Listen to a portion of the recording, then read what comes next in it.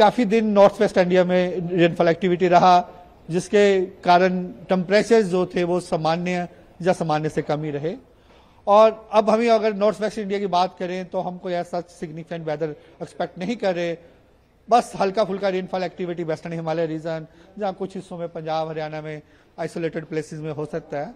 और अगर आप टेम्परेचर की बात करें तो टेम्परेचर्स में नॉर्थ वेस्ट इंडिया में ग्रेजुअली राइजिंग टेंडेंसी देखा जाएगा और एज सच टेम्परेचर 42 डिग्री पहुंच सकते हैं। लेकिन नॉर्थ वेस्ट इंडिया में हीट वेव का आने वाले 5 दिनों में कोई सिनेरियो नहीं है। और अगर आप बाकी हिस्सों की बात करें, इस समय जो हीट वेव प्रवेल कर रही है ईस्ट इंडिया में प्रवेल कर रही है और ज्वाइनिंग नॉर्थ वेस्ट इंडिया में ईस्ट उत्तर प्रदेश में है।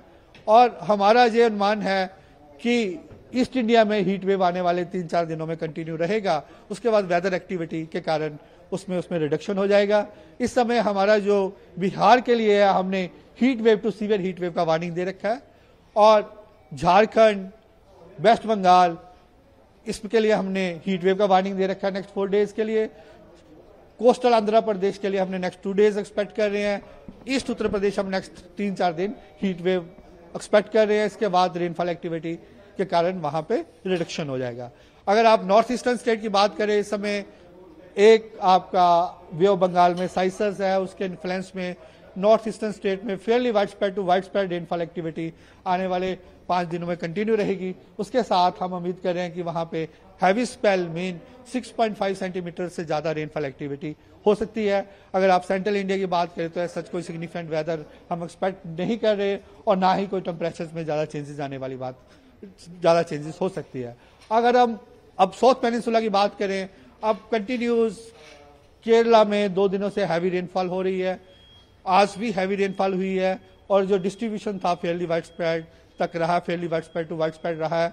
और उसके बाद वेस्टर्ली स्ट्रेंथ भी उसकी middle tropospheric level even up to 5.8 kilometre तक थी, जिसके कारण आज केरला में हमने जैसे कल अनाउंस किया था ऑनसेट ओवर केरला आज हमने किया है। और इसके कारण आगे अभी हम उम्मीद करें केरला में आने वाले 2-4 दिनों में heavy rainfall activity strong westerly के कारण होनी चाहिए।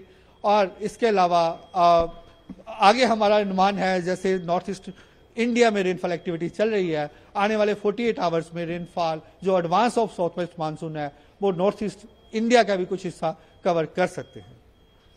टेम्परेचर की जैसे मैंने पहले ही बताया कि अभी नॉर्थ वेस्ट इंडिया में आने वाले 3-4 दिनों में टेम्परेचर 2 से 4 डिग्री बढ़ेंगे, लेकिन ऐसा हीट वेव सिनेरियो कोई आने की पॉसिबिलिटी नहीं है। सर अगर हम खासकर दिल्ली एनसीआर की बात करें तो यहाँ पर इस बार ऐसा हुआ है कि पिछले 36 साल का ऐसा रिकॉर्ड टूटा एक दिन कि काफी कोल्ड दिन था, तो इस बार कैसा? देखिए अभी क्या था कि जैसे कंटिन्यूस इफ यू सी मार्च के बाद लगातार थंडरस्टॉर्म एक्टिविटी हो रही है, मई का फर्स्ट और सेकंड वीक को छोड़ के कुछ दिन, उसके बाद कंटिन्यू थंडरस्टॉर्म एक्टिविटी रही है।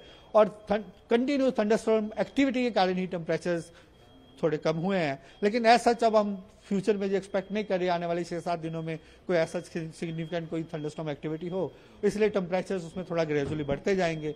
It may reach up to 41 degree और 42 डिग्री सेल्सियस नेक्स्ट 5 डेज से। सर अगर हम मानसून की बात करें तो क्या देख पा रहे हैं? मानसून का जैसे मैंने आपको पहले ही बताया कि जैसे हमने कल स्टेटमेंट किया था, विद इन 48 आवर्स केरला में मानसून ऑनसेट हो सकता है। और ये सारी कंडीशंस आज फुलफिल हो रही हैं। वाइड स्प्रेड रेनफॉल हुआ है, वेस्टर्ली का स्ट्रेंथ बढ़ा है मिडल ट्रोपोस्फेरिक लेवल तक। इसके अलावा ओआरआर का कंडीशंस होता है वो भी सेटिस्फाई हुआ है। उसके कारण हमने आज केरला के लिए ऑनसेट किया है। थोड़ा अरबियन सी का हिस्सा आज ऑनसेट हुआ है, केरला का हुआ है, साउथ तमिलनाडु का हुआ है। इसके अलावा थोड़ा बे ऑफ बंगाल का किया है। आने वाले 48 आवर्स में हम उम्मीद कर रहे हैं कि अभी भी एक आने वाले उम्मीद कर रहे हैं कि केरला का कुछ हिस्सा पूरा कवर हो सकता है, सिमिलरली तमिलनाडु का कुछ हिस्सा और हो सकता है।